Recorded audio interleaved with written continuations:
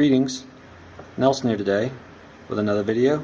As always, these videos are for instructional purposes only. Use at your own risk. We'd like to thank our hardware sponsor, CDI Computers, for the hardware to make these videos and the hardware for development of live-medium-install tools. And what we're going to do today, this is the first video we want to upload, is we want to demonstrate how to utilize live-medium-install to upload or to install right from the USB key. Let me adjust this camera here just a bit. Okay, so the first thing we want to do is we want to come to root user. I've booted from a live key, and we need to make sure that let me just update the packages list real quick. And we need to make sure we meet the dependencies. We'll do that real quick here. There are other videos on this. This is just to demonstrate the performance from installing directly from the booted USB key. Alright, so we're going to do app-get install ext Linux is the bootloader. And we need some themes from here. And we also need parted for partitioning. Let's see if I didn't make any typos.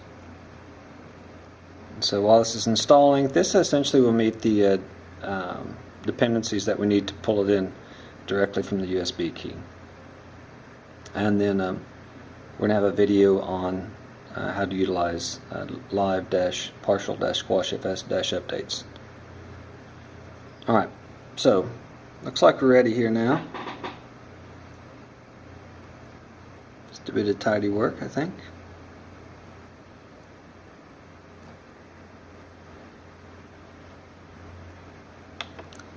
And we've adjusted these preferences here in the appearance. Let's adjust that so people can see what we're doing just a little bit better. Had some feedback on that. Thanks for the feedback. Just a little bit better there. So we've got our dependencies done. And that was that line right there.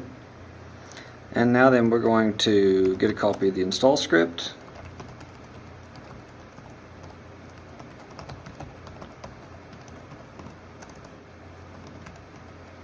Live-medium-install. Okay, we're going to flip the execution bit on that script. And then we're going to launch it.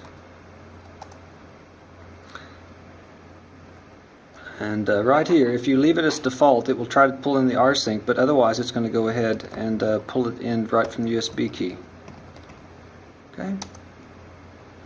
We do not want persistence, so we're going to leave this alone, and that is the correct block device.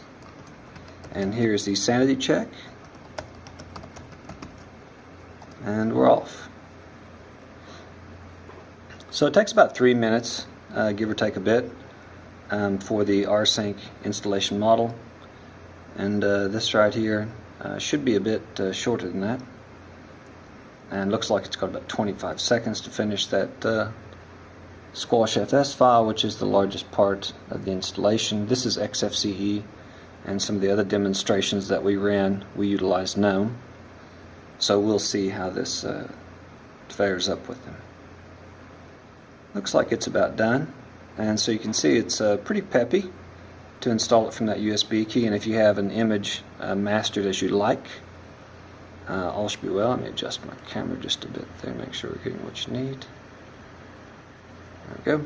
And we're done. So we're going to halt the machine, and it's going to prompt us to remove the key.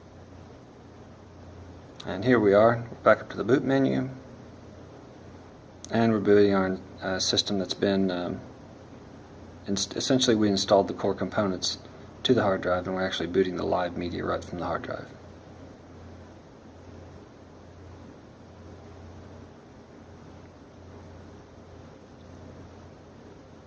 And just a bit more tidy work here.